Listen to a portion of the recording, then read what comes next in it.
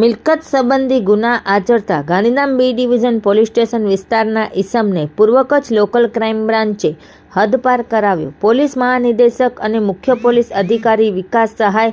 તરફથી ગુજરાત રાજ્યમાં કાયદો અને વ્યવસ્થા જળવાઈ રહે તે હેતુથી અસામાજિક પ્રવૃત્તિઓ જેવી કે સરકારી જમીન ઉપર ગેરકાયદેસર દબાણ કરવું, ગેરકાયદેસર વીજ કનેક્શન, ગેરકાયદેસર નાણાકીય વ્યવહાર, ગેરકાયદેસર પ્રોહી જુગારની પ્રવૃત્તિ સાથે સંકળાયેલા ઈસમો વિરુદ્ધ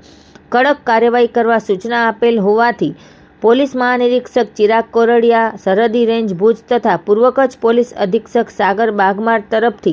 જિલ્લામાં આવી પ્રવૃત્તિ આચરતા ઈસમો પર રોક લગાવવા અને જરૂરી અટકાયતી પગલાં લેવા સૂચના આપેલ હોવાથી પીઆઈ એન ચુડાસમા એલસીબી દ્વારા અવારનવાર મિલકત સંબંધી ગુના આચરતા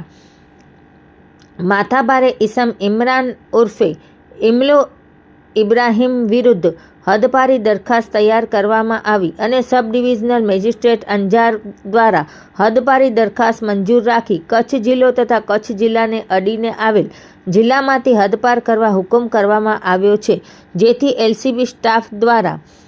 આરોપી ઇમરાન ઉર્ફે ઇમલો ઇબ્રાહીમને હસ્તગત કરી હદપારની હુકમ આજરોજ બજવણી કરેલ છે। આ કામગીરી LCB PI N Chudasama, PSI DG Patel તથા એલસીબી સ્ટાફ દ્વારા કરવામાં આવેલ છે। પોલીસે જણાવ્યું કે આરોપી વિરુદ્ધ 5થી વધુ ગુના નોંધાયેલા હતા।